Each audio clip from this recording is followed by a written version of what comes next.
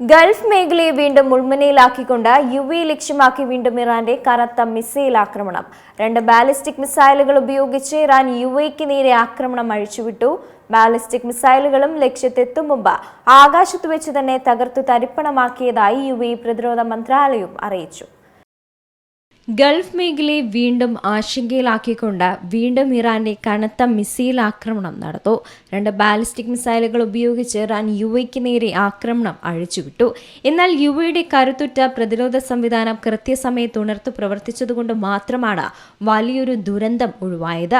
വന്നുവീണ 2 ballistic മിസൈലുകളും ലക്ഷ്യത്തെത്തും മുമ്പ് തന്നെ ആകാശത്തു വെച്ച് തകർത്തു തരിപ്പണമാക്കിയതായി യുഎഇ പ്രതിരോധ മന്ത്രാലയം ഔദ്യോഗികമായി സ്ഥിരീകരിച്ചു. ഏകദേശം 37 ദിവസത്തെ ഇടവേളയ്ക്ക് ശേഷമാണ് ഇറാൻ വീണ്ടും യുഎഇക്ക് നേരെ ഇത്തരത്തിലുള്ള നേരിട്ടുള്ള ആക്രമണവുമായി രംഗത്തെത്തിയത്. ആക്രമണത്തെ തുടർന്ന് യുഎഇയിലുടനീളം അതീവ ജാഗ്രതാ നിർദ്ദേശവും മിസൈൽ ആക്രമണ മുന്നറിയിപ്പും നൽകിയിട്ടുണ്ട്.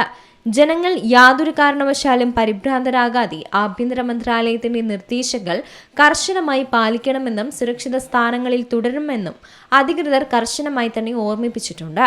ഗൾഫ് രാജ്യങ്ങളിലെ സമാധാന അന്തരീക്ഷം തകർക്കുന്ന ഇറാന്റെ ഈ പുതിയ നീക്കം അന്താരാഷ്ട്ര തലത്തിൽ വലിയ ആശങ്കകളാണ് സൃഷ്ടിച്ചിരിക്കുന്നത്.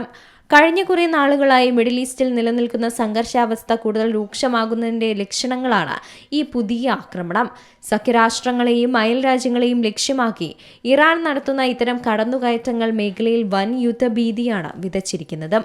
യുഎഇയുടെ വ്യോമ പ്രതിരോധ സംവിധാനം മിസൈലുകളെ വിജയകരമായി പ്രതിരോധിച്ചുവെങ്കിലും ഇനിയുള്ള മണിക്കൂറുകൾ അതീവ നിർണായകമാണെന്നാണ് വിലയിരുത്തപ്പെടുന്നത്. International desk, Zee Malayalam news. ഏറ്റവും പുതിയ വാർത്തകളും വിശേഷങ്ങളും വിരൽത്തുമ്പിലറിയാൻ സീ മലയാളം ന്യൂസ് എല്ലാ ഡിജിറ്റൽ പ്ലാറ്റ്ഫോമുകളിലും ലഭ്യം.